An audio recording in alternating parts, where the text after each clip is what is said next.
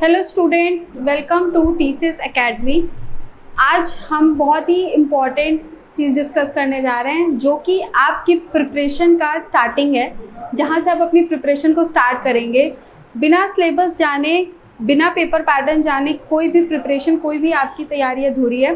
तो सबसे पहले आज हम हमारा सब्जेक्ट, जैसे आप देख पा रहे हैं, कॉमर्स का सिलेबस एक फुल फ्लेश्ड तरीके से डिस्कस करेंगे। तो चलिए स्टार्ट करते हैं। उसके पहले आपको कॉमर्स का सिलेबस अवेलेबल मिलेगा एनटीए की साइट पे, तो आप वहाँ से आप इसको डाउनलोड कर सकते हैं। अदरवाइज़ इसका पीडीएफ भी हमारे चैनल पे आपको अवेलेबल मिलेगा, उसका मैं लिंक आपको दे दूँगी। तो टोटल 10 यूनिट्स में हमारा पूरा कॉमर्स का सिलेबस डिवाइड है। ठीक, स्टार्टिंग बिजनेस इन्वायरमेंट, पहला यूनिट आपको डील करेगा बिजनेस इन्वायरमेंट और इंटरनेशनल बिजनेस। दोनों ही अपने में बहुत इंपॉर्टेंट है। मेजॉरिटी जो क्वेश्चंस थोड़े पूछे जाते हैं वो आईबी के आपके ज़्यादा आते हैं। आईबी आपका थोड़ा सा ज़्यादा एरिया कवर करता है। बिजनेस इन्वायरमेंट में आपके एक्ट हो गया या आपका एलिमेंट से रिलेटेड कॉन्सेप्चुअल क्वेश्चंस आते हैं। उसके बाद unit 2 accounting and auditing. Accounting भी पूरी तरीके से एक फुल फ्लेश्ड, एक बहुत ही बड़ा है हमारे में। उसके बाद यूनिट 3 आपका business economics, 4 business finance, 5th statistics और रिसर्च मेथड, 6th आपका बिजनेस मैनेजमेंट और एचआरएम, 7th बैंकिंग और फाइनेंशियल इंस्टीट्यूशन। हालांकि इसमें एक चीज़ और भी ऐड कर दी गई है, इसमें आपका यूनिट 7 में बैंकिंग और फाइनेंशियल इंस्टीट्यूशन, जिसमें एक चीज़ और ऐड की गई है वो है आपका इंश्योरेंस। इंश्योरेंस से आपके बहुत सारे क्वेश्चंस पूछे जाते हैं। इंश्योरेंस क्या है, टाइप ऑफ इंश्योरेंस, ठीक है। ये उसके बाद यूनिट 8 आपका मार्केटिंग मैनेजमेंट। ये भी बहुत ट्रेंडिंग, कुछ पुराना नहीं, एकदम लेटेस्ट, थोड़ा सा करंट अपडेटेड आपका मार्केटिंग मैनेजमेंट से आता है। Unit 9 legal aspect of business, जिसमें आपके करीबन 10 से 11 केवल एक्ट हैं या जितने भी हमारे टोटल बनते हैं वो। उसके बाद यूनिट 10 इनकम टैक्स और कॉर्पोरेट टैक्स प्लानिंग, जिसमें आपका इनकम टैक्स साथ में इंटरनेशनल टैक्सेशन। इसमें एक चीज़ और, इंटरनेशनल टैक्सेशन।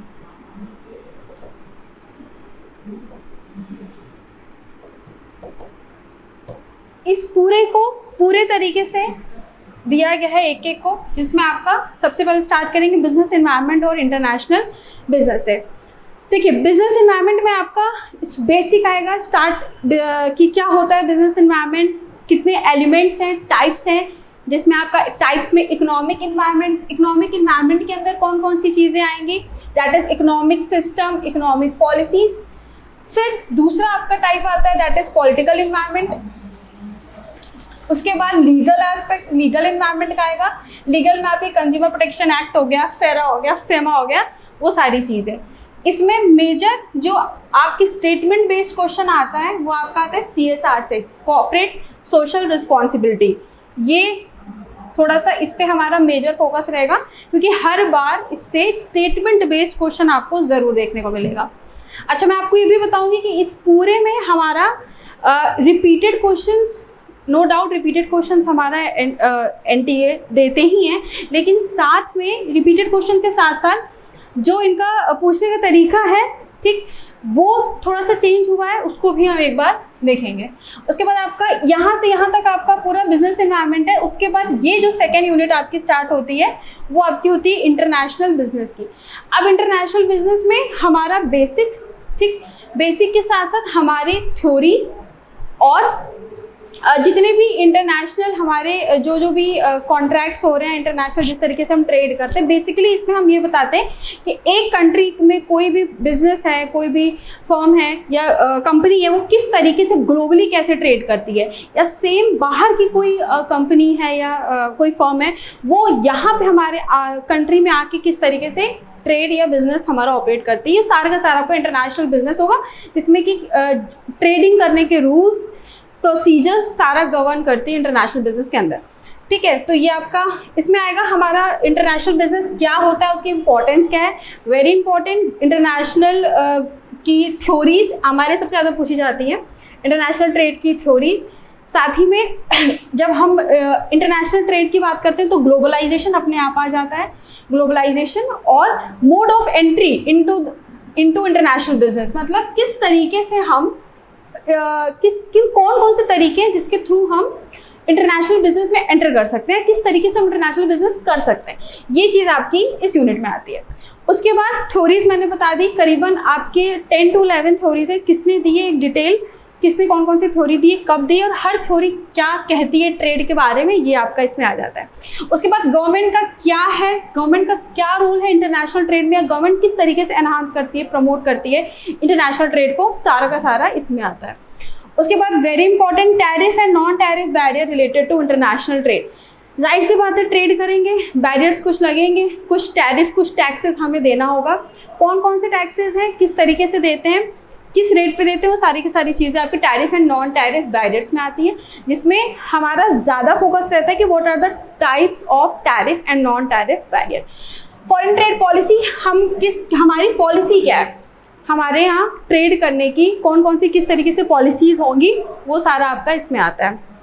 उसके बाद लास्ट फॉरेन डायरेक्ट इन्वेस्टमेंट, जिसको हम लोग बोलते हैं FDI, साथ ही साथ में FPI, और इसमें एक और आता है FII, फॉरेन इन्वेस्टमेंट इंस्टीट्यूशंस, ये आएगा। उसके बाद टाइप ऑफ FDI, कितने तरीके की FDI होती हैं, कॉस्ट एंड बेनिफिट्स, क्या फ़ायदे हैं, क्या नुकसान है, क्या कितना पैसा लगता है FDI में, होस्ट कंट्री, होम कंट्री का क्या सीन है, FDI के ट्रेंड्स क्या है, और इंडिया की FDI की पॉलिसी क्या है। टाइम टू टाइम इंडिया ने FDI को पहले जब आया था तो 50% था, कुछ एरिया में 50 था, कुछ एरिया में 100% था। तो किस तरीके से FDI policy time to time change हुई है, और इसमें भी हम लेटेस्ट को देखते हुए चलेंगे कि लेटेस्ट में क्या चल रहा है, ये हो गया। इसके बाद नेक्स्ट आपका BOP आता है, that is balance of payment, very important. Balance of payment में जिसके जो 2 अकाउंट होते हैं, दैट इज करेंट अकाउंट और कैपिटल अकाउंट। इस अकाउंट के ट्रांजैक्शंस क्या होते हैं, ये दैट इज कंपोनेंट, बेसिकली ये कंपोनेंट्स में आ जाता है, components of balance of payment. उसके बाद रीजनल इकोनॉमिक इंटीग्रेशन, जिसमें आपके लेवल्स, वेरी इंपॉर्टेंट लेवल्स आते हैं, जैसे कि आपका आता है प्रेफरेंशियल ट्रेड एग्रीमेंट, फिर आपका इसमें आपका इकोनॉमिक यूनियन आता है, फ्री ट्रेड एग्रीमेंट हो गया, कस्टम यूनियन हो गया। तो जो जितने लेवल्स हैं, लेवल्स ऑफ इकोनॉमिक इंटीग्रेशन, ये आपका इस पोर्शन में कवर होगा। उसके बाद trade, what is trade creation and diversion effect, किस तरीके से ट्रेड क्रिएट होता है और ट्रेड को हम किस तरीके से डाइवर्ट करते हैं, उसका इकोनॉमी में इफेक्ट क्या है, वो सारी चीज़ें हम इसमें पढ़ते हैं। उसके बाद रीजनल ट्रेड एग्रीमेंट, जो मैं बता रही थी आपको कि जैसे सार्क हो गया, एशियान, देखिए यहाँ पे जैसे कि SAARC, ASEAN, NAFTA, European Union, ये सारे क्या है, ये हमारे रीजनल ट्रेड एग्रीमेंट्स हैं। तो ये क्या है, कब आए हैं, क्या इनकी इंपॉर्टेंस है, सारी चीज़ें यहाँ पे कवर होंगी।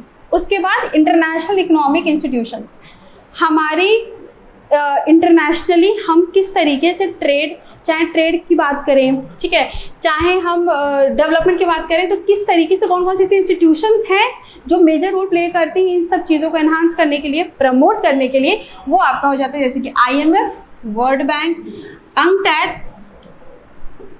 फिर आपका ये आपके इंटरनेशनल इंस्टीट्यूशन, साथ ही में world trade organization, very important. इसको डिटेल में क्या WTO क्या है, कौन कौन सी इसके अंदर इसका ऑर्गेनाइजेशन स्ट्रक्चर क्या है, कौन कौन सी पॉलिसीज आती, कौन कौन सी इसमें बेसिकली कौन कौन सा ट्रेड को गवर्न करती है, जैसे आपका एग्रीमेंट ऑन एग्रीकल्चर हो गया, GATS हो गया, general agreement on trade and services, साथ में आपका AOA हो गया, एग्रीमेंट ऑन एग्रीकल्चर, ट्रिप्स हो गया, ट्रिम्स हो गया, ये सारी की सारी चीज़ें आपकी आप देख सकते हैं यहाँ पे आपका WTO में आता है। तो WTO को फुल फ्लैश तरीके से, पूरी तरीके से, right from what is WTO, उसकी हिस्ट्री क्या है, इसकी हिस्ट्री शुरू होती है WTO की GATT से, तो यहाँ से स्टार्ट करके एंड तक कि करेंटली WTO का क्या क्या चल रहा है, सारी चीज़ें इसमें आपको देखनी है। देखिए एक चीज़ बस ध्यान रखिएगा कि आपका नेट का पेपर पैटर्न, या जो मैं बोलूँ जो NTA पूछता है, वो आपका जितना सिलेबस में लिखा है वो तो है ही, लेकिन साथ ही साथ आपको ये भी देखना है कि जो आपका जो कॉन्सेप्ट है उसके साथ साथ आपको करंट की चीज़ों को भी ध्यान देखना है। स्पेशली कुछ ऐसे हमारे में यूनिट्स हैं जिसमें आपको करंट में बहुत फोकस रखना है। उसमें आपका इंटरनेशनल बिजनेस उसमें से एक है जिसमें आपके करंट के सबसे ज़्यादा क्वेश्चंस मैं बोलूँ तो पूछे जा सकते हैं। जैसे बिजनेस इन्वायरमेंट है वो वही है, बेसिक है पूरा कि क्या है, कौन कौन से, उसमें आपका कुछ चेंज नहीं हो रहा है। बट इंटरनेशनल बिजनेस में बहुत सारी ऐसी चीज़ें जो चेंज हो रही, जो करंटली चल रही, तो हमें उसको भी ध्यान देना है। ठीक, उसके बाद आपका आता है second unit, that is accounting and auditing. पूरा मैं बोलूँ पूरी डिटेल जितनी भी हमारी अकाउंटिंग के टाइप्स है, सारा का सारा इसमें इन्होंने रखा है। Starting from basic accounting principle, जो आप लोग क्लास 11th में पढ़ते होंगे कि क्या है अकाउंटिंग प्रिंसिपल, कॉन्सेप्ट एंड उसके पोस्टुलेट्स, यानी what is accounting, basic of accounting. उसमें आपका एक चीज़ और आती है जो हमेशा एनटीए पूछती है, वो आपका आता है अकाउंटिंग स्टैंडर्ड्स। देखिए जो सिलेबस में लिखा है वो तो है ही, मैं बार बार बता रही हूँ, लेकिन इसके अलावा जो आपके पीवाईक्यूज, जो प्रीवियस ईयर पेपर्स में आप देखेंगे, कुछ ऐसे टॉपिक है जो हमेशा ही पूछे जाते हैं, हमेशा ही आते हैं, उसको भी स्किप नहीं करना है। भले ही वो सिलेबस में लिखा है या नहीं लिखा है, बट पीवाईक्यू में जो जो चीज़ें पूछी जा रही हैं हमें उस पर भी ध्यान देना है। अकाउंटिंग यानी कि बेसिक हो गया। उसके बाद आपका एक आता है पूरा पार्टनरशिप अकाउंट। ये भी आपका यहाँ से आपका, मैं अगर बेसिक से बात करूँ और ये आपकी थर्ड यूनिट तक अगर मैं बात करूँ, तो ये पूरा आपका क्लास 12 तक का आपने जितनी अकाउंट्स पढ़ रखी है वो सारा आपका इसमें बेसिक्स में आ जाता है। पार्टनरशिप अकाउंट में admission, retirement, death, dissolution, insolvency, ये सब आपने अपने क्लास 12 में पढ़ा है, ये आपका आज इसमें आएगा। फिर कॉर्पोरेट अकाउंटिंग में, दैट इज कंपनी अकाउंटिंग जिसको हम बोलते हैं, इशू, फॉरफीचर और री इशू ऑफ शेयर्स। इससे हालांकि आपको एक न्यूमेरिकल देखने को मिलता है जो कि आपका रिलेटेड होता है या तो फॉरफीचर से और या तो री इशू ऑफ शेयर्स, ठीक है, इससे आपको मिलेगा। उसके बाद लिक्विडेशन ऑफ कंपनी, कौन कौन से तरीके हैं जिस तरीके से कंपनी लिक्विडेट होती है, कौन कौन सी कंडीशंस हैं जिसके वजह से कंपनी को लिक्विडेट होना पड़ता है वो। उसके बाद एक्विजिशन, मर्जर और अमेलगमेशन, ये तीनों है क्या, और इन तीनों के बीच में आपको डिफरेंस बहुत अच्छी तरीके से क्लियर होना चाहिए, क्योंकि तीनों बात एक ही कहती हैं, तीनों का मतलब एक ही होता है। कुछ चीज़ें होती हैं, कुछ कंडीशंस होती है जिसकी वजह से तीनों में डिफरेंशिएट हो जाता है, तो ये आपको बहुत अच्छे से पता होना चाहिए। फिर रिकंस्ट्रक्शन ऑफ कंपनी, जिसमें आपकी दो तरीके से रिकंस्ट्रक्शन टाइप्स होती हैं, दैट इज इंटरनल और एक्सटर्नल, इसको भी ध्यान से करेंगे, इंटरनल और एक्सटर्नल। प्रोसीजर्स क्या है हमारे रिकंस्ट्रक्शन की, सारी चीज़ें। फिर होल्डिंग कंपनी अकाउंट्स क्या होती हैं, ठीक है, और कितने टाइप्स की होती हैं, दैट इज इसमें कवर होगा।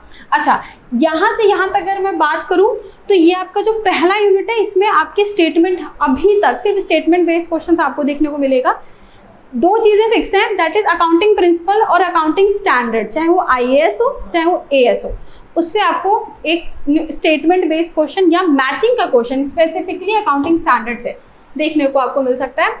उसके बाद जो आपका थर्ड पार्टनरशिप में आपका क्वेश्चन पूछता है हमेशा, वो है how to find out new profit sharing ratio या सेक्रीफाइसिंग या गेनिंग रेशियो, ये आपका पार्टनरशिप में आता है सबसे ज़्यादा। और थर्ड में आपका, मैंने बताया आपको कि इसमें री इशू का या फॉरफीचर का एक न्यूमेरिकल आपको देखने को मिलेगा।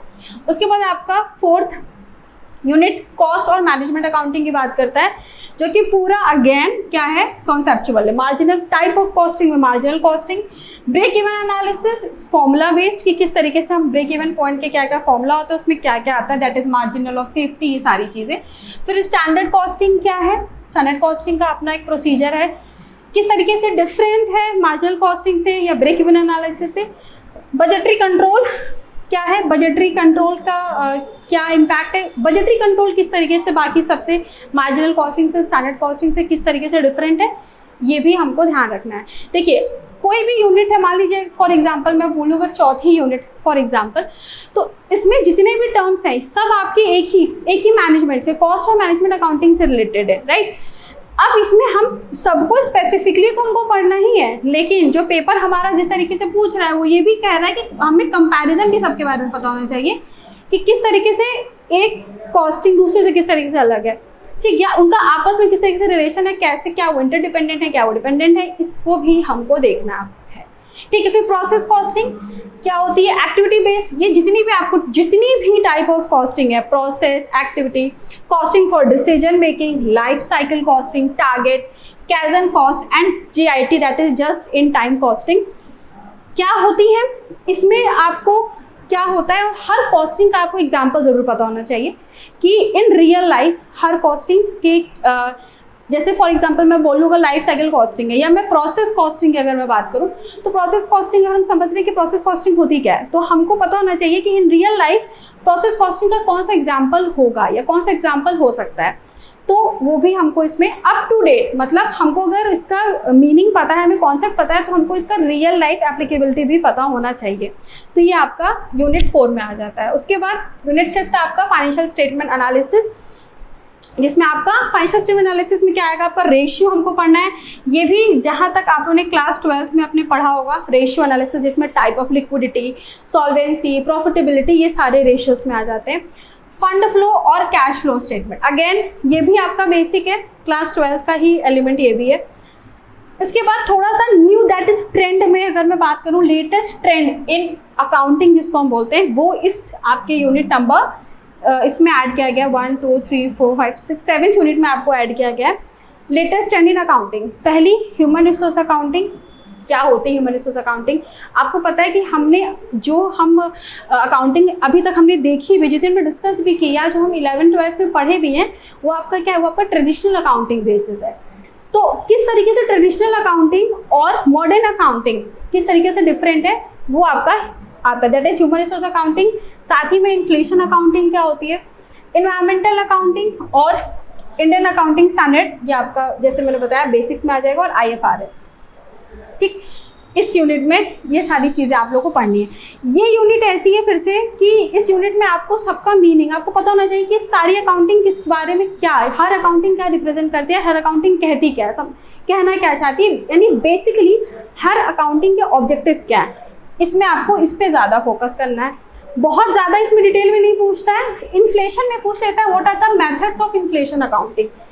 रेस्ट बाकी जितने हैं उसमें आपको अकाउंटिंग क्या कहती है, क्योंकि इसमें आपके स्टेटमेंट बेस्ड क्वेश्चन ज़्यादा आप लोगों को देखने को मिलेंगे, तो इसको हमें एज अ थ्योरी बेस इस यूनिट को, इस पर्टिकुलर सेगमेंट को प्रिपेयर करना है। उसके बाद लास्ट ऑडिटिंग अकाउंट, यहाँ से आपका यहाँ तक पूरा अकाउंटिंग का था, यहाँ से आपका ऑडिट शुरू होता है। ऑडिट में आपका वेरी बेसिक, ऑडिट में व्हाट इज ऑडिट, ऑडिट क्या होता है, उसके बाद टाइप ऑफ ऑडिटिंग क्या होती है, जिसमें आपकी vouching, verification, valuation of asset किस तरीके से करते हैं, ऑडिट किस तरीके से फाइनेंशियल स्टेटमेंट का होता है, what are the audit report, फिर जैसे मैंने बताया ऑडिट कॉस्ट ऑडिट कौन कौन से टाइप के होते हैं, ट्रेंड्स इन ऑडिटिंग कौन कौन सी, management auditing, energy audit, environmental audit, system audit, safety audit. ये जो आपको ट्रेंड दिख रही है ना, ये यहाँ से रिसेंट ट्रेंड इन ऑडिटिंग का, ये भी आपका पूरा स्टेटमेंट बेस्ड ही क्वेश्चन पूछता है कि हर ऑडिटिंग के ऑब्जेक्टिव्स क्या है, तो इसको वो ध्यान में रख के हमको इस सेगमेंट को प्रिपेयर करना है। उसके बाद नेक्स्ट यूनिट 3 आपकी आती है बिजनेस इकोनॉमिक्स।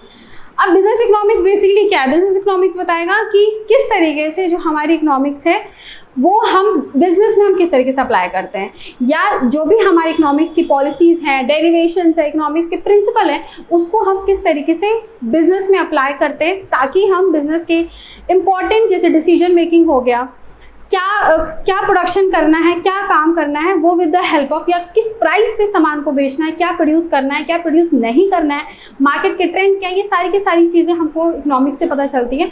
तो उसी इकोनॉमिक्स को किस तरीके से हम बिजनेस में अप्लाई करेंगे, ये आपका यूनिट उसी से डील करता है, जिसमें आपका सबसे पहला जाएगा बेसिक। पहले यूनिट पहला सेगमेंट किसी भी यूनिट का बेसिक से ही स्टार्ट करेंगे। अब हमें पता है कि NDA हमारा क्वेश्चन जो है वो बहुत हाई लेवल का, स्टैंडर्ड काफ़ी हाई है, हाई लेवल के स्टैंडर्ड क्वेश्चंस पूछता है, तो इसका मतलब ये नहीं कि हम बेसिक को स्किप कर देंगे, बेसिक को पढ़ेंगे तभी हम स्टैंडर्ड या तभी हम हाई लेवल तक पहुँच पाएंगे। तो आपका meaning and scope of business economics क्या है, क्या उसका स्कोप है। स्कोप में बेसिकली आप लोगों को पता होगा दो आती है, माइक्रो और मैक्रो। क्या है दोनों, किस तरीके से दोनों अलग है, ये आपको इसके बारे में पता होना चाहिए। फिर आपका आता है ऑब्जेक्टिव्स ऑफ बिजनेस फर्म। जैसे हमारे दो ऑब्जेक्टिव्स होते हैं फर्म्स के, कुछ ऑब्जेक्टिव होते हैं कि उनको प्रॉफिट मैक्सिमाइज करना होता है, कुछ फर्म्स का ऑब्जेक्टिव होता है कि उनको हायर सेल्स चाहिए होती है, कुछ फर्म का ऑब्जेक्टिव होता है कि उनको सिर्फ सोशल बेनिफिट करना है। तो डिपेंडिंग ऑन कि किस फर्म के क्या ऑब्जेक्टिव्स हैं, टाइप ऑफ ऑब्जेक्टिव्स हम इसमें डील करते हैं।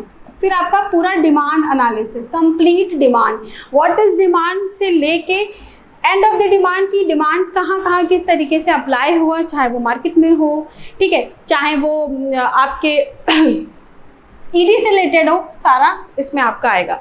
तो डिमांड एनालिसिस में लॉ ऑफ डिमांड क्या है, अच्छा इसमें अब देखिए इसमें सिर्फ इतना ही लिखा है कि लॉ ऑफ डिमांड, बट हमको डिमांड क्या है, उसके एजम्पशंस क्या हैं, एक्सेप्शंस क्या हैं, ठीक है, टाइप ऑफ डिमांड क्या है, डिमांड फंक्शन क्या है, वो सारी की सारी चीज़ें इसमें हमें पढ़नी है। ED very very important topic, हर बार इससे क्वेश्चन आपको देखने को मिलेगा ही, चाहे वो type of elasticity of demand हो, चाहे वो point price elasticity of demand हो, चाहे वो आपके methods of elasticity of demand हो, जैसे कि आपका वेरी इंपॉर्टेंट एक्सपेंडिचर मेथड, ठीक है। तो ये हमको इसमें हम इसको करेंगे साथ में प्रिपेयर।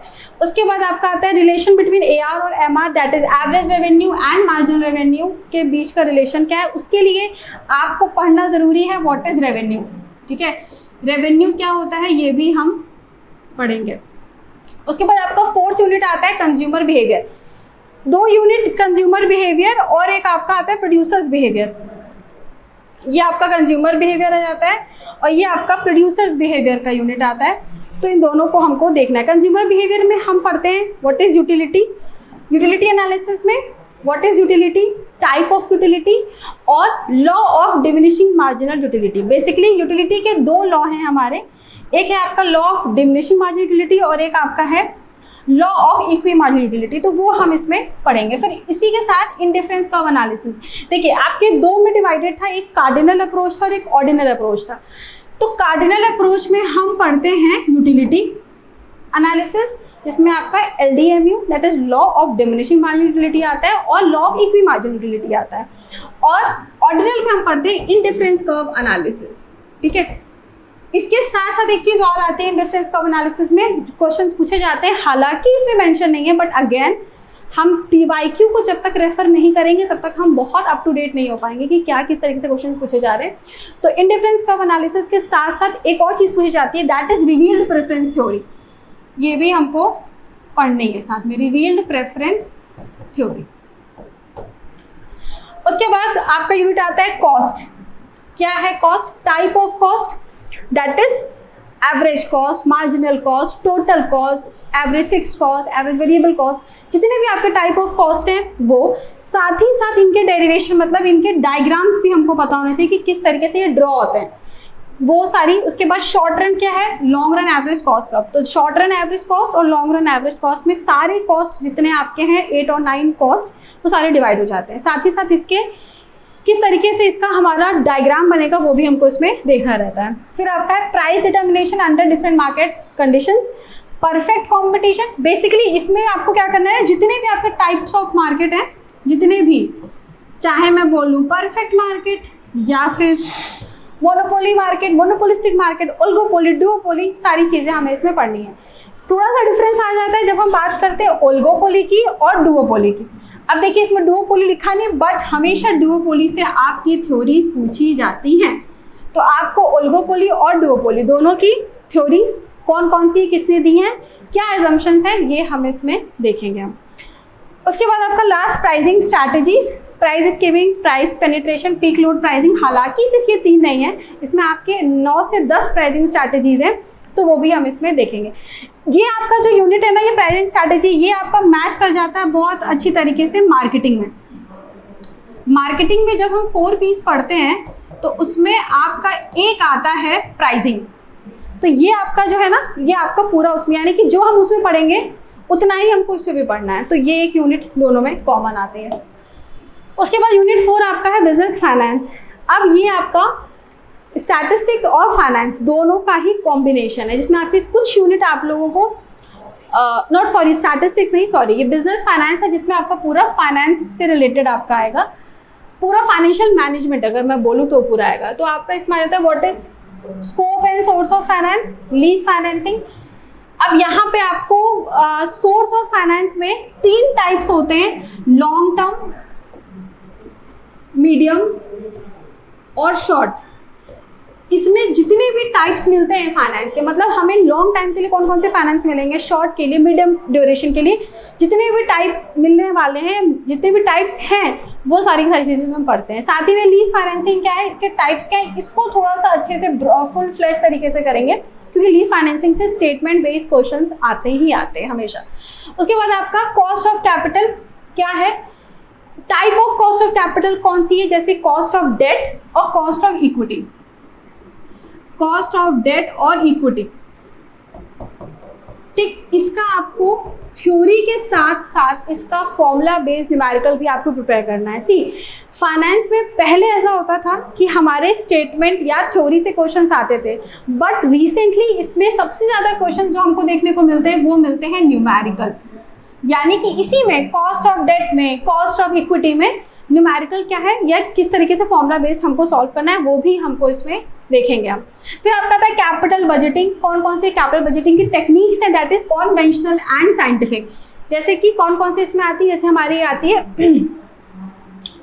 इसमें आपकी एक आती है जैसे कि आपका आता है ROR आता है आपका, रेट ऑफ रिटर्न मैथड। फिर आपका इसी में आता है प्रॉफिटेबिलिटी मैथड। तो जितने भी कॉन्वेंशनल है,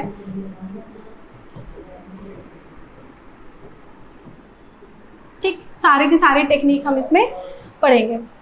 फिर आपका working capital management, working capital management में हमारा आता है डिविडेंड डिसीजन। डिविडेंड डिसीजन में हम थ्योरीज ऑफ डिविडेंड डिसीजंस ही आती हैं, what are the theories and policy. Risk return analysis, very very important. जैसे इसमें क्या पूछा जाता है, रिस्क रिटर्न एनालिसिस में आपका आता है एक EBIT का क्वेश्चन आपको देखने को मिलेगा, और एक आपका आता है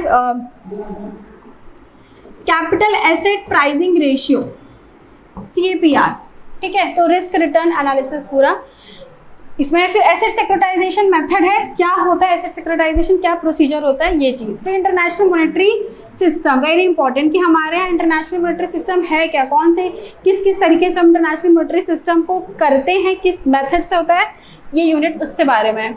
फिर आपका foreign exchange management, that exchange rate return risk, कौन कौन से टेक्निक है, ये आपका, ये यूनिट आपको फॉरेन एक्सचेंज से रिलेटेड है, ठीक है।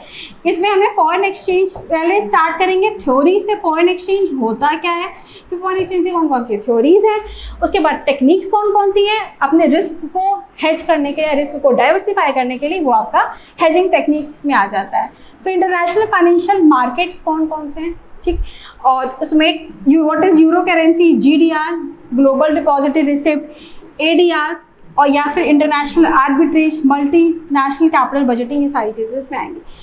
ये आपका यूनिट जो आपको 4 दिख रहा है, ये आपका पूरी तरीके से इंटरनेशनल फॉरेन एक्सचेंज से रिलेटेड होगा, या इंटरनेशनल ट्रेड, अगर मैं बोलूँ इंटरनेशनल फॉरेन हम किस तरीके से ट्रेड करेंगे, ये यूनिट उसके बारे में डिस्कस करता है। उसके बाद आपका आता है business statistics, that is unit number 5, statistics and research method. आपको ये एलिमेंट जो है ना, ये रिसर्च वाला, ये आपको अपने NTA के UGC नेट के पेपर 1 में भी देखने को आप लोग को मिलता है। उसमें वो थोड़ा सा उसका लेवल, या मैं बोलूँ कम है, इसमें ये बहुत ज़्यादा ब्रॉड लेवल पर डिफाइन किया गया है। बिजनेस स्टैटिस्टिक्स ये आपका 11th में भी आपने पढ़ा होगा, या मैं बोलूँ ये आपका एकदम बेसिक्स है बिजनेस स्टैटिस्टिक्स। और रिसर्च जो आती है ये आपकी थोड़ी सी एडवांस लेवल की आती है, क्योंकि रिसर्च का बेसिक ही पेपर वन में पूछ लेते हैं, यहाँ पे ये एडवांस पे ही ज़्यादा हमारा, चूँकि हमारा ये सब्जेक्ट है तो उसमें थोड़ा एडवांस पे ये फोकस करते हैं। जिसमें आपका मेजर ऑफ सेंट्रल टेंडेंसी, ये आपका स्टैटिस्टिक्स का है, जिसमें हम लोग बोलते हैं मीन, मीडियन और मोड, ठीक, रेंज, क्वार्टाइल। फिर आता है मेजर ऑफ डिस्पर्जन, जिसमें हमारा रेंज आ जाता है, quartile deviation, standard deviation, mean deviation, inter quartile range, सारी चीज़ें मेजर्स ऑफ डिस्पर्जन, यानी कि कौन कौन से तरीके हैं, कौन कौन से टाइप्स हैं, उसको इसमें आएगा। मेजर ऑफ स्क्वीनेस, कौन कितने किस किस तरीके से स्क्वीनेस को मेजर करते हैं, वो आएगा। ये तीनों आपका जो है, ये आपको इसमें जितने भी फॉर्मूलाज मैं बोलूँ आपको पता होना चाहिए, सबके फॉर्मूला क्या हो, किस तरीके से, कौन कौन से मेथड्स हैं। बेसिकली इसमें जो आपका डिस्पर्जन है, आपको standard deviation, mean deviation, quartile deviation, इन सबका आपको फॉर्मूला पता होना चाहिए, और किस तरीके से सॉल्व करेंगे ये भी पता होना चाहिए। Very important, correlation and regression analysis of 2 variable, very important. What is correlation, क्या है, टाइप्स ऑफ कोरिलेशन क्या है, और किस तरीके से, फिर रिग्रेशन क्या है, व्हाट टाइप्स ऑफ रिग्रेशन क्या है, जैसे हम पढ़ते हैं x ऑन y या y ऑन x, तो ये है क्या। साथ ही साथ इन दोनों के बीच में रिलेशन क्या है, वेरी इंपॉर्टेंट, इन दोनों के बीच में रिलेशन क्या है ये भी हमें पता होना चाहिए। तो इस यूनिट में आपकी इस तरीके से क्वेश्चंस पूछे जाते हैं इस सेगमेंट में। फिर probability approach, type of probability जिसमें वेरी इंपॉर्टेंट है बेस थ्योरम, हमेशा का है बेस थ्योरम से। बेस थ्योरम का जो डेरिवेशन है ना अल्फा और बीटा वाला, वो पूछा जाता है इसमें, तो बेस थ्योरम इसमें। फिर आपका था प्रोबेबिलिटी डिस्ट्रीब्यूशन में कौन कौन से टाइप ऑफ डिस्ट्रीब्यूशन होते हैं, जैसे कि हमारे होते हैं बाइनॉमिनल, पॉइजन और नॉर्मल, ठीक। बाइनॉमिनल टू, पॉइजन या नॉर्मल, हमें कौन कौन से हैं ये। फिर आपका था research concept, type, research design. अब रिसर्च का कॉन्सेप्ट क्या है, टाइप क्या है, रिसर्च डिज़ाइन क्या है, ये अगेन हम पेपर 1 में, ये आपका पेपर 1 में आता है, यहाँ पे थोड़ा सा ज़्यादा मतलब थोड़ा सा ब्रॉड लेवल पे यहाँ पे देखेंगे। फिर डाटा, कौन कौन से डेटा हैं, टाइप्स ऑफ डेटा क्या है, किस तरीके से हम कलेक्ट करते हैं डेटा को, और क्लासिफिकेशन ऑफ डेटा इस यूनिट में। Sampling very very important, sampling क्या है, सैम्पलिंग के मेथड्स क्या हैं, कौन कौन सी होती है हमारी प्रोबेबिलिटी और नॉन प्रोबेबिलिटी सैम्पलिंग, ठीक, ये आ गया। फिर सैम्पलिंग का डिस्ट्रीब्यूशन किस किस तरीके से होता है, सेंट्रल लिमिट थ्योरम क्या है, किस तरीके से सेंट्रल लिमिट थ्योरम सैम्पलिंग को या आपके पॉपुलेशन को डिफाइन करता है वो। और फिर स्टैंडर्ड एरर क्या है, what are standard error, standard error का फॉर्मूला क्या है ये आपको पता होना चाहिए, ये पूछता है। और स्टैटिस्टिकल एस्टिमेशन, किस तरीके से हम जितने भी ये है उसको स्टैटिस्टिकली किस तरीके से हम एस्टिमेट करते हैं, थोड़ा सा फॉर्मूला बेस्ड ये भी है। फिर आपका आता है हाइपोथेसिस टेस्टिंग, टाइप्स, इसमें पूछा जाता है कि कौन कौन से टाइप्स हैं जिसके थ्रू हम हाइपोथेसिस टेस्टिंग करते हैं, और व्हाट इज हाइपोथेसिस टेस्टिंग ये भी आपको पता होना चाहिए। जैसे कि जेड टेस्ट एक तरीका है टेस्ट करने का, T test, ANOVA, chi square test, Mann Whitney test that is U test, Kruskal Wallis का टेस्ट, एस टेस्ट और रैंक कोरिलेशन टेस्ट, ये सारे आपके हाइपोथेसिस टेस्टिंग है। तो ये भी साथ ही साथ अगेन जब मैं बोल रही हूँ कि आपके एक यूनिट का बहुत सारी चीज़ें पूछी जा रही हैं, तो आपको उसके बीच का रिलेशन क्या है और दोनों के बीच में डिफरेंस क्या है ये भी आपको पता होना चाहिए।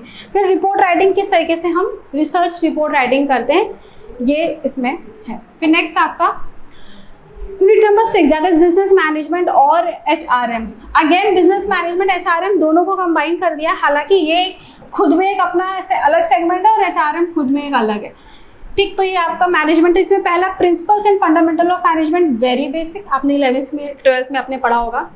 ऑर्गेनाइजेशन स्ट्रक्चर, कौन कौन से ऑर्गेनाइजेशन स्ट्रक्चर्स होते हैं, जैसे हमारे बेसिकली दो होते हैं, फॉर्मल और इनफॉर्मल।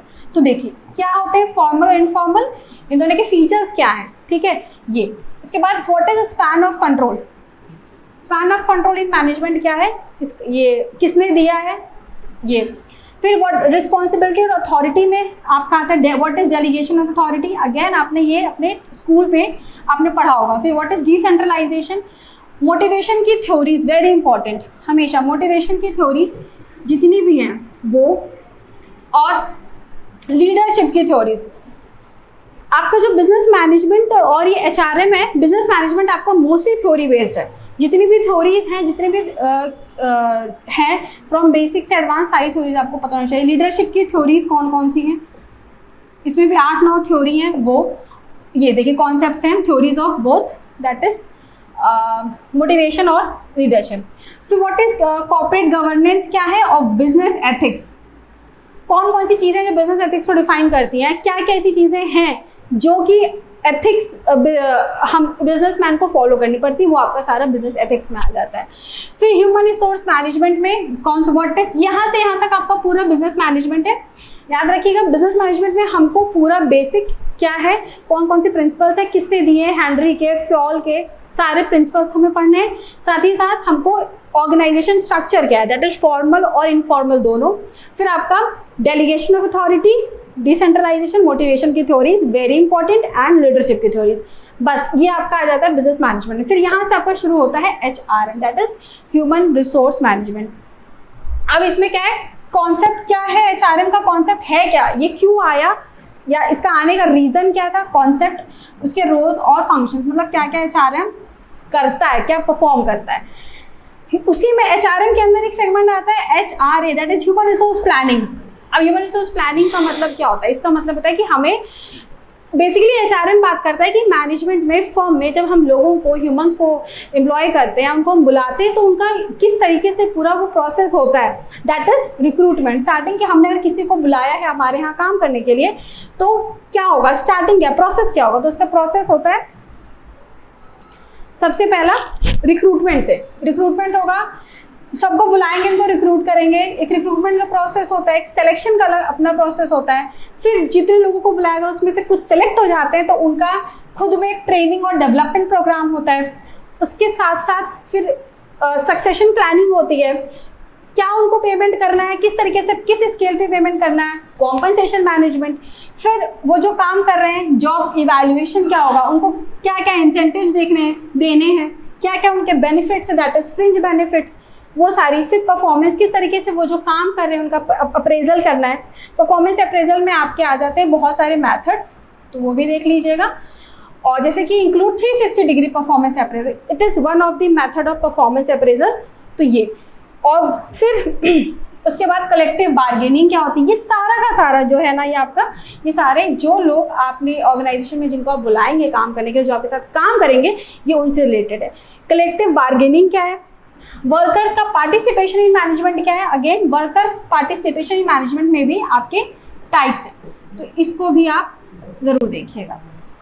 फिर आपका आता है पर्सनालिटी। ये जो है personality, perception, attitude, emotion, group dynamic, power and politics, conflict negotiation, stress management, ये सारा आपका अगर मैं बात करूं तो ये आपका पूरा ह्यूमन रिसोर्स के डेवलपमेंट से रिलेटेड है, जिसको हम बोलते हैं ह्यूमन रिसोर्स डेवलपमेंट। ठीक है, तो किस तरीके से पर्सनालिटी क्या होती है, परसेप्शन, एटीट्यूड, ये सारा जितने भी हमारे यहाँ रिसोर्सेज, ह्यूमन रिसोर्सेज काम करते हैं, ये उनसे रिलेटेड है। क्या है सबका इंडिविजुअल, क्या है, किस तरीके से एक दूसरे से अलग है, इमोशंस क्या होते हैं, इमोशंस किस तरीके से पर्सनालिटी से अलग हो जाता है, या पर्सनालिटी किस तरीके से परसेप्शन से इन्फ्लुएंस होती है या अलग होती है, क्या रिलेशन है, वो इस यूनिट में पूरा डिफाइन करना है और इसको पढ़ना है। फिर लास्ट आपका था organization structure, organization development and organizational change. Basically इस यूनिट में आपको पढ़ना है organization behaviour, very important. Organization behaviour के भी बहुत सारे क्वेश्चंस आपको देखने को मिलेंगे, जिसमें कि आपकी आ जाती हैं थ्योरीज भी। ठीक है, ऑर्गेनाइजेशन बिहेवियर की थ्योरीज इस यूनिट में वो कवर करता है। फिर नेक्स्ट आते हैं हमारा unit number 7, that is banking and financial institutions.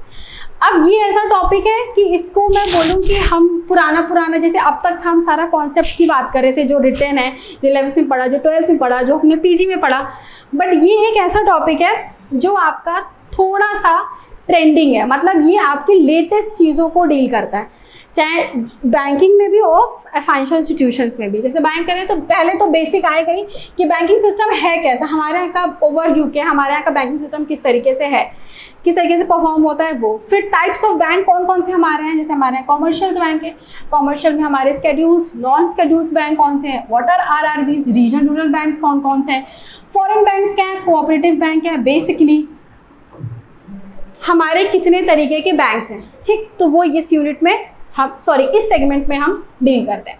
अब इसमें आपको क्या पढ़ना है, इसमें आपको टाइप्स ऑफ बैंक, सिर्फ कितने तरीके के बैंक हमारे यहाँ है, हमारे यहाँ इंडियन बैंकिंग सिस्टम में कितने तरीके के बैंक है, इस यूनिट में आपको वो डील करना है। उसके बाद आपका आता है वेरी इंपॉर्टेंट, जो रिलेटेड किससे है, सेंट्रल बैंक से, दैट इज आरबीआई। आरबीआई क्या है, उसके फंक्शंस क्या हैं, रोल क्या है, कौन कौन से आरबीआई के मॉनेटरी पॉलिसी मैनेजमेंट जो हम बोलते हैं ना, आरबीआई की कमिटी होती है, कौन सी, एमपीसी, मॉनेटरी पॉलिसी कमिटी, तो उसके बारे में कि कौन कौन से मॉनेटरी पॉलिसी कमिटी है, या क्या है मॉनेटरी पॉलिसी, किस तरीके से मैनेजमेंट करती है, जिसमें हमारा bank rate, repo rate, reverse repo rate, वो सारी चीज़ें इसमें पढ़नी है। फिर बैंकिंग सेक्टर रिफॉर्म्स कौन कौन से हुए हैं, मतलब फ्रॉम द इंडिपेंडेंस के बाद से लेके अब तक कितनी बार हमारे बैंकिंग सेक्टर में रिफॉर्म या चेंजेस हुए हैं, वो आपका आता है। बेसल नॉर्म, वेरी इंपॉर्टेंट, अब तक कितने हमारे बेसल नॉर्म्स आए, 1 आए, 2 आए, 3 आए, उनको हमको पढ़ना है। किस तरीके से बैंक अपना रिस्क को मैनेजमेंट करती है, ठीक है, risk management bank basically NPA के थ्रू करती है, तो एनपीए क्या है, ठीक है, एनपीए पढ़ना है। फिर फाइनेंशियल मार्केट्स कौन कौन से हैं, हमारे 2 तरीके के फाइनेंशियल मार्केट होते हैं, कौन से, एक मनी मार्केट होता है और एक कैपिटल मार्केट होता है। तो क्या है मनी मार्केट, कैपिटल मार्केट क्या है, साथ ही में मनी मार्केट, कैपिटल मार्केट के वेरी इंपॉर्टेंट इंस्ट्रूमेंट्स कौन कौन से हैं, ये सब चीज़ें हमको पता होना चाहिए।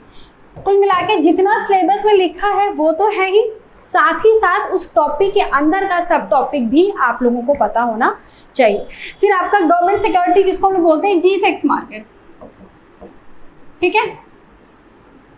तो ये फिर फाइनेंशियल इंस्टीट्यूशंस कौन कौन से हैं, डेवलपमेंट फाइनेंशियल इंस्टीट्यूशंस हमारे यहाँ कौन कौन से हैं, NBFCs, वेरी इंपॉर्टेंट, NBFCs, और NBFCs में टाइप्स ऑफ NBFC, ठीक है, टाइप्स ऑफ NBFC आपको पता होना चाहिए। फिर म्यूचुअल फंड्स, पेंशन फंड क्या है दोनों, और किस तरीके से दोनों अलग है, ये भी एक बार इसके, ये जो आपका है ना म्यूचुअल फंड और पेंशन फंड, इससे आपका स्टेटमेंट बेस्ड क्वेश्चन आता है। तो ये फिर आपका फाइनेंशियल रेगुलेटर्स, कौन कौन से इंडिया में फाइनेंशियल रेगुलेटर्स हैं, इसमें आपके बहुत सारे फाइनेंशियल रेगुलेटर्स हैं। तो हर फाइनेंशियल रेगुलेटर का नाम और साथ में क्या परफॉर्म है, उनके ऑब्जेक्टिव्स क्या है, क्या परफॉर्मेंस है वो। फिर financial sectors reforms including financial inclusion, अभी हमने यहाँ पे पढ़ा था बैंकिंग सेक्टर रिफॉर्म्स, यहाँ पे फाइनेंशियल सेक्टर्स मतलब आपके फाइनेंशियल सेक्टर में कौन कौन से रिफॉर्म्स हुए हैं, जिसमें कि एक बहुत ही मेजर है क्या, फाइनेंशियल इंक्लूजन। तो इसको स्पेसिफाई करते हुए स्पेसिफिकली इसको पढ़ना है हमको इसमें। फिर ये आपका लेटेस्ट आता है, that is digitization of banking and other financial service, यानी कि डिजिटल बैंकिंग, ठीक है। अब इसमें आप क्या देखोगे, आप इसमें देखेंगे कि लेटेस्ट क्या क्या चल रहा है, ठीक है।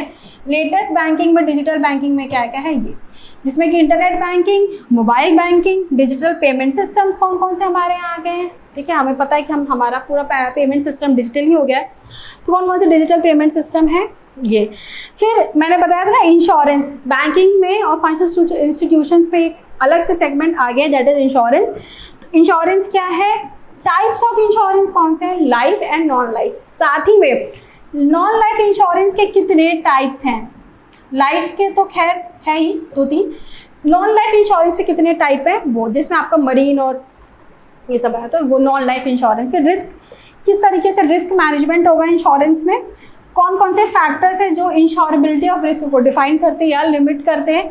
फिर इंश्योरेंस के बाद री इंश्योरेंस क्या है, और जो इंश्योरेंस को जो बॉडी गवर्न करती है, कौन सी बॉडी गवर्न करती है, IRDA। तो what is IRDA, IRDA act क्या है, उसकी रोल्स क्या है, रिस्पॉन्सिबिलिटी क्या है, ये इसमें हम पढ़ेंगे। तो यानी आपका अगर मैं इसको सम अप करूँ तो बैंकिंग और फाइनेंशियल इंस्टीट्यूशंस में हमको 3 चीज़ों पे फोकस करना है। पहला बेसिक ऑफ बैंक, ठीक है, 3 चीज़ें, बेसिक ऑफ बैंक, दूसरा आपका लेटेस्ट इन बैंकिंग सिस्टम, और तीसरा इंश्योरेंस, ठीक है। इन 3 चीज़ों से मिलके हमारा ये पूरा यूनिट क्या हो सकता है, कंप्लीट किया जा सकता है। फिर नेक्स्ट मार्केटिंग मैनेजमेंट, अगेन बहुत ही बड़ा टॉपिक, बहुत ही वाइड ये भी है। इसमें भी इसको डील करने का 2 तरीका है, एक आपका बेसिक्स आपको पता होना चाहिए बैंकिंग का, दूसरा लेटेस्ट, क्योंकि बैंकिंग जो आपका मार्केटिंग सेगमेंट है इसमें बहुत सारे लेटेस्ट, बहुत सारी चीज़ें आई हैं, बहुत सारी लेटेस्ट चीज़ें हैं, तो वो भी हमको इसमें ध्यान रखना है। तो जैसे मार्केटिंग क्या है, मार्केटिंग के कॉन्सेप्ट्स कौन कौन से, टाइम टू टाइम मार्केटिंग के बहुत सारे कॉन्सेप्ट्स आए, जैसे sales concept, product concept, production concept, तो कौन कौन से कॉन्सेप्ट्स आए हैं वो। फिर आपके मार्केटिंग के चैनल्स कौन कौन से हैं, मार्केटिंग मिक्स कौन कौन सी, जैसे हमारे पास 4 Ps है, 7 Ps है, 9 Ps है, तो वो सारी चीज़ें। फिर मार्केटिंग सेगमेंट, मार्केटिंग प्लानिंग में 3 चीज़ें आती है, मार्केट सेगमेंट आता है, मार्केट टारगेटिंग आता है, और मार्केट का पोजीशनिंग। तो क्या है मार्केट सेगमेंट, कितने टाइप्स हम सेगमेंटेशन कर सकते हैं, टारगेटिंग क्या है, positioning, what is market positioning, वो सारी चीज़ें। फिर जैसे 4 Ps मैंने बोला ना, 4 Ps है, तो 4 Ps में ये पूरी यूनिट देखिए डिवाइड हो गई है। जैसे कि पहले P में प्रोडक्ट डिसीजन, दूसरा प्राइसिंग डिसीजन, तीसरा प्रमोशन, और चौथा डिस्ट्रीब्यूशन, ठीक है। तो ये आपका हो गया। प्रोडक्ट में कॉन्सेप्ट, प्रोडक्ट लाइन क्या है, प्रोडक्ट मिक्स क्या है, mix decision, product life cycle क्या है, PLC क्या है, न्यू प्रोडक्ट डेवलपमेंट किस तरीके से होता है ये। प्राइसिंग में कौन कौन से टाइप ऑफ प्राइसिंग स्ट्रैटेजीज होती है, कौन कौन से फैक्टर्स हैं जो प्राइसिंग को डिटरमाइन करते हैं, भाई प्राइसिंग पॉलिसीज और प्राइसिंग स्ट्रैटेजी। फिर प्रमोशन में प्रमोट कैसे करेंगे, हमने प्रोडक्ट बना लिया, प्राइसिंग भी फिक्स कर दिया, उसको किस तरीके से मार्केट में प्रमोट करें ताकि वो बिक सके, ताकि उसकी सेलिंग हो सके। तो प्रमोशन का रोल क्या है, प्रमोशन के मेथड क्या है, कौन कौन से मेथड से हम प्रमोशन कर सकते हैं, जैसे कि advertisement, yes advertising is one of the method of promotion. तो ये क्या है, फिर पर्सनल सेलिंग भी method, publicity, sales promotion tools. ठीक है, तो ये आपका आ गया। अब इसमें भी आपको पर्सनल सेलिंग हो गया, पब्लिसिटी, सेल्स प्रमोशन, इंडिविजुअली क्या है, साथ ही साथ इनका आपस में किस तरीके से डिफरेंट है, ये भी आपको ध्यान देना है। देन आपका आता है डिस्ट्रीब्यूशन डिसीजन। कौन कौन से हैं? Channel of distribution, channel management. Distribution channel मतलब बताता है कि हम किस तरीके से, फॉर एग्जाम्पल अगर किसी मैन्युफैक्चरर ने कोई सामान बना दिया तो वो फाइनली वो कंज्यूमर तक कैसे पहुंचेगा, कैसे उसका फाइनल सेल होगा, उसके बीच में कौन कौन से कितने लोग आएंगे, कितने प्रोसीजर्स आएंगे, कितने चैनल्स आएंगे, that is the distribution channel. तो channel of distribution, channel management क्या है। फिर आपका consumer behaviour, consumer buying process, factor influencing consumer buying. ये आपका जो कंज्यूमर बिहेवियर है, ये आप जब हम ये पढ़ेंगे आपका बेसिक, उसी में ये वाला ये पोर्शन हम तभी कवर कर लेंगे, दैट इज कंज्यूमर बिहेवियर वाला। जब हम मार्केट सेगमेंटेशन टारगेटिंग पढ़ेंगे उसी में अपना ये आ जाएगा। बाइंग प्रोसेस क्या है, कंज्यूमर बाइंग डिसीजन, किस तरीके से कंज्यूमर बिहेव करता है, कि कौन कौन से ऐसे फैक्टर्स हैं जो उसके बाइंग डिसीजन को चेंज करते हैं या उसको लेने में हेल्प करते हैं, वो सारी चीज़ें इसमें आएंगी। फिर आपका आता है trend in marketing. Again latest trend कौन कौन से, लेटेस्ट चीज़ें कौन कौन सी है मार्केटिंग में, जैसे कि social marketing, online marketing, green marketing, e commerce, direct marketing, rural marketing, CRM, ये सारी चीज़ें इसमें हमारे। यानी कि अब ट्रेंड में हमें इस पे जो जितना लिखा है उस पर फिक्स नहीं होना है। ट्रेंड में हमको जो भी हमें चल रहा है, जो भी हम लेटेस्ट सुन रहे हैं, या जो भी हमारे आसपास जो चीज़ें हो रही हैं, जो कोई नए टर्म्स आ रहे हैं, कोई टर्मिनोलॉजी आ रही है, तो उस पर हमको इसको इस सेगमेंट को डील करना है।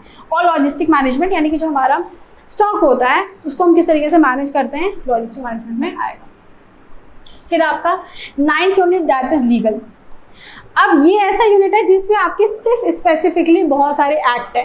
हर एक जो आपका सेगमेंट है वो हर एक एक्ट से डील करता है। जैसे स्टार्ट करूँ मैं अगर, तो सबसे पहले आपका जाता है कॉन्ट्रैक्ट एक्ट। ठीक है, वेरी गुड। कॉन्ट्रैक्ट एक्ट 1872 क्या है, एलिमेंट्स क्या है।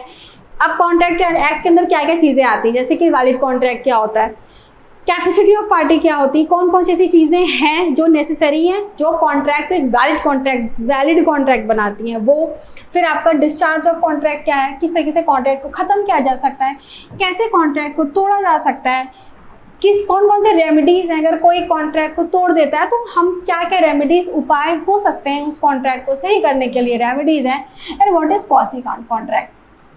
अब यहाँ पे आपको सेक्शन सब सेक्शंस पे नहीं जाना है, यहाँ पे आपको जितने भी कॉन्ट्रैक्ट एक्ट में इंपॉर्टेंट टर्म्स हैं वो सारी चीज़ें आपको पता होनी चाहिए कि हर टर्म क्या डिफाइन करता है। ठीक है, फिर आपका स्पेशल कॉन्ट्रैक्ट, कॉन्ट्रैक्ट के अंदर नई नई चीज़ें जो आई हैं, that is contract of indemnity, contract of guarantee, contract of bailment, contract of pledge, contract of agency. मैंने बोला हर एक टर्म क्या है, इंडैमनिटी क्या है, गारंटी क्या है, बेलमेंट क्या है, प्लेज क्या है, एजेंसी क्या है, ये आपको इस यूनिट में, इस सेगमेंट में पता होना चाहिए। फिर आपका पहला कॉन्ट्रैक्ट हो गया, दूसरा एक्ट आ जाता है सेल्स ऑफ गुड एक्ट 1930। तो क्या है, सेल्स एग्रीमेंट क्या है, डॉक्ट्राइन क्या है, डॉक्ट्राइन ऑफ कैविट एम्प्टर क्या है, right of unpaid seller, right of buyer, ये आपका सेल्स ऑफ गुड एक्ट में आता है। देन आपका फोर्थ आता है negotiable instrument act, that is NIA act. कितने टाइप ऑफ नेगोशिएबल इंस्ट्रूमेंट है, ठीक है, असाइनमेंट जैसे नेगोशिएबल इंस्ट्रूमेंट कौन कौन सा होता है, बिल ऑफ एक्सचेंज हो गया, चेक हो गया, तो ये सब क्या है। तो बिल ऑफ एक्सचेंज होता है NI हमारा नेगोशिएबल इंस्ट्रूमेंट, चेक होता है हमारा नेगोशिएबल इंस्ट्रूमेंट।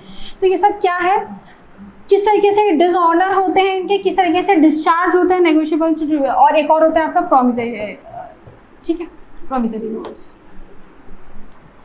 फिर आपका कंपनी एक्ट, पहला था कॉन्ट्रैक्ट एक्ट, दूसरा सेल्स ऑफ गुड एक्ट, तीसरा नेगोशिएबल इंस्ट्रूमेंट एक्ट, चौथा एक्ट कौन सा आता है, कंपनी एक्ट। अब कंपनी एक्ट 2013 लिखा गया है, लेकिन हमको इसके पहले के भी जितने कंपनी एक्ट आए हैं वो भी हमको इस पर पढ़ना है। ठीक है, ये तो अमेंडमेंट है, तो लेटेस्ट है, बट जितने भी कंपनी एक्ट, इसके पहले एक और था कंपनी एक्ट, वो इसमें एक बार उसको हम गो थ्रू करेंगे।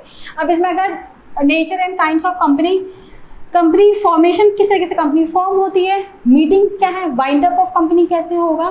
ठीक है, तो यानी कि पूरा बेसिक कंपनी बनाने से लेके कंपनी को ख़त्म करने तक का सारा प्रोसेस हम इसमें पढ़ेंगे। फिर आपका कंपनी के अंदर एक ये आपका एक एक्ट हो गया। फिर एक आपका तो जिसको हम बोलते हैं LLP एक्ट 2002। ठीक है, तो वो क्या है, सॉरी LLP एक्ट, हाँ LLP एक्ट 2002 तो नहीं है फिलहाल, इसको एक बार देखना पड़ेगा क्या है LLP एक्ट। ठीक है। LLP limited liability partnership act formation कैसे होता है एलएलपी का। देन कंपटीशन एक्ट 2002, ऑब्जेक्टिव क्या है कंपटीशन एक्ट 2002 का। कंपटीशन एक्ट किसको रिप्लेस किया था, एमआरटीपी एक्ट को, ठीक है। तो दोनों को ही हमको पढ़ना है इसमें। फिर इंफॉर्मेशन टेक्नोलॉजी एक्ट, ठीक है, जिसको बोलते हैं आईटी एक्ट 2000, क्या है objective main provisions, cyber crimes किस तरीके से हो सकते हैं और कितने तरीके के होते हैं, उनकी पेनल्टीज क्या है, इससे क्वेश्चन आपको हमेशा देखने को मिलेगा। तो साइबर क्राइम और पेनल्टीज। फिर आपका आता है आरटीआई एक्ट 2005, क्या है ऑब्जेक्टिव्स, उसके प्रोविजंस, कौन कौन से मेन प्रोविजंस हैं, यानी कि हमको पूरा कंप्लीट एक आरटीआई एक्ट पढ़ना है। फिर आईपीआर इंटेलेक्चुअल प्रॉपर्टी राइट्स, ठीक है, जिसमें 3 चीज़ें आती हैं, पेटेंट, ट्रेडमार्क और कॉपीराइट। वेरी इंपॉर्टेंट, इन तीनों के बीच में अंतर क्या है ये आपको पता होना चाहिए। साथ ही साथ ये तीनों चीज़ें, इनका ड्यूरेशन क्या है और कौन से सेगमेंट को स्पेसिफिकली ये लोग डील करते हैं, दैट इज आपका आईपीआर। इश्यूज कौन कौन से हैं लेटेस्ट में, आईपीआर से रिलेटेड कौन कौन से इश्यूज हुए हैं, कौन कौन से इश्यूज हो सकते हैं वो आपके इमर्जिंग इश्यूज में। फिर जीएसटी, ठीक है, ये आपको कब आया था जीएसटी, प्रोविजंस क्या है, इसके ऑब्जेक्टिव्स क्या हैं, बेनिफिट्स क्या है, यानी कि कौन कौन सी चीज़ें जीएसटी में इंक्लूड होती हैं, कौन कौन सी नहीं होती हैं, किस तरीके से ड्यूल जीएसटी काम करता है, इनपुट क्या है, output GST, input credit, output credit, ये सारा आपको जीएसटी में देखना है। फिर आपका last unit that is income tax and corporate tax planning.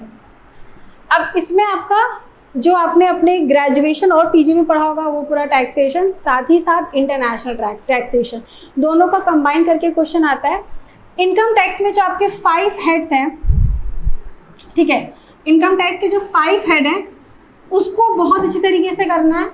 और इंटरनेशनल टैक्सेशन के जितने भी टर्म्स हैं, ठीक है, जो सिलेबस में डिफाइन है, ठीक है, उसको हम यहाँ पे देखेंगे। उसी को ये बेसिकली इन्हीं दोनों से मिक्स करके पूरी यूनिट को बना दिया गया है। जैसे कि इनकम टैक्स का बेसिक कॉन्सेप्ट क्या है, यानी कि क्या है इनकम टैक्स, क्या है, कौन सी एक्ट इनकम टैक्स को गवर्न करती है, कौन कौन से उसके अंदर डेफिनेशन, कौन कौन चीज़ों को डिफाइन किया गया है। रेजिडेंशियल स्टेटस, जैसे कि ऑर्डिनरी रेजिडेंट होते हैं, नॉन ऑर्डिनरी रेजिडेंट होते हैं, नॉन रेजिडेंट्स ऑफ इंडिया होते हैं, तो वो कौन कितने टाइप के हैं और कौन कौन से ऐसी कंडीशंस हैं जो रेजिडेंशियल स्टेटस को डिफाइन करती है, वो इसमें हम पढ़ेंगे। फिर व्हाट आर टैक्स इंसिडेंट्स क्या है, ठीक है, टैक्स प्लानिंग क्या है। फिर आपका ये जो आपका टैक्स इंसिडेंट्स है ये आपका डील करता है इनकम, यानी कि इनकम या स्टे बेस्ड टैक्सेशन, ठीक है, तो ये आपका। फिर व्हाट आर एग्जेम्प्टेड इनकम, कौन कौन सी इनकम है जिसको हम टैक्सेशन में एग्जेम्प्ट किया गया है या टैक्सेशन में इंक्लूड नहीं होती है। एग्रीकल्चर इनकम क्या है, किस तरीके से एग्रीकल्चर इनकम को हम कंप्यूट करते हैं, मेथड्स क्या हैं एग्रीकल्चर इनकम को कंप्यूट करने के, what are partially agriculture income, what are non partially agriculture income, वो सारा इसमें आपको देखने को मिलेगा। फिर computation of taxable income under various head, ठीक है, हमारे जितने हेड हैं 5 हेड्स हैं, उसमें हर हेड में हम किस तरीके से इंडिविजुअली हर हेड के टैक्स को कंप्यूट करते हैं वो इसमें हम करेंगे। फिर deductions from gross total income, gross total income क्या है, किस तरीके से कौन कौन से डिडक्शंस हमको जीटीआई में मिलते हैं, ठीक है, वो। फिर assessment of individuals, clubbing of income, सारी चीज़ें। अब जैसे कि आपका इसमें आता है ना 80C से 80U तक के डिडक्शंस, सारी चीज़ें हमें पता होना चाहिए। साथ ही साथ हमें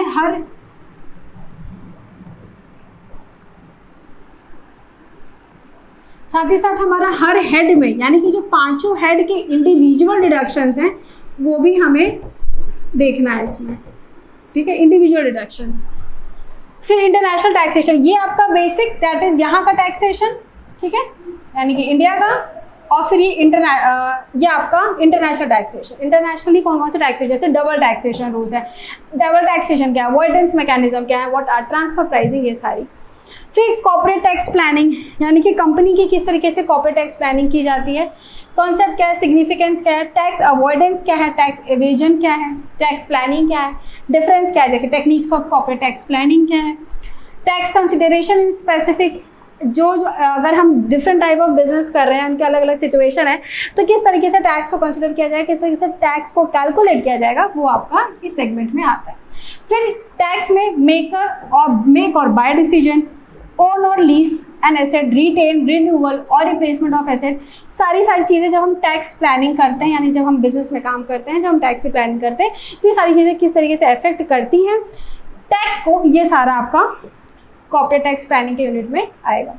फिर लास्ट आपका था deductions and collection of tax at source, जिसको हम लोग क्या बोलते हैं, TDS, tax deduction at source, और साथ ही साथ TCS, tax collection at source. ठीक, ये आपका आता है। फिर advance payment of tax, E filing of tax, income tax, इसको हम बोलते हैं ITR। ITR क्या है, एडवांस टैक्स क्या है, ITR की फाइलिंग कैसे होती है, ITR फाइलिंग का प्रोसेस क्या है, ये।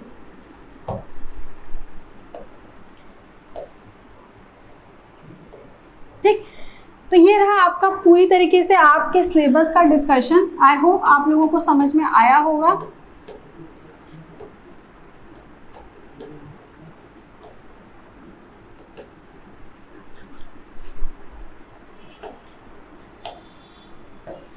बाकी इसकी PDF आप लोग को मिल जाएगी। रेदर देन इसके अलावा आप हमारा ऐप TCS अकेडमी को आप गूगल ऐप स्टोर से भी डाउनलोड कर सकते हैं, आप डाउनलोड करिए। बाकी हमारे ऑनलाइन और ऑफलाइन दोनों क्लासेस शुरू हो चुकी हैं, इसकी भी डिटेल आप लोगों को दे दी जाएगी। और आज हमारा इसका सिलेबस डिस्कशन था। नेक्स्ट हमारा रहेगा टॉपिक वाइज यानी यूनिट वाइज हम क्वेश्चंस देखेंगे, किस तरीके से क्वेश्चंस पूछे जा रहे हैं, क्वेश्चंस के पूछने की तरीके क्या है, टेक्निक क्या है। साथ ही साथ एक बार हम स्ट्रैटेजीज पे भी ज़रूर बात करेंगे कि हमारी स्ट्रैटेजीज यानी कि हम किस तरीके से काम कर सकते हैं एक बेटर, एक स्मार्ट अप्रोच के थ्रू, जिसके थ्रू हम बहुत कम समय में अच्छा स्कोर पा सकें। तो थैंक यू क्लास, होप आप लोगों को क्लास आज की पसंद आई होगी।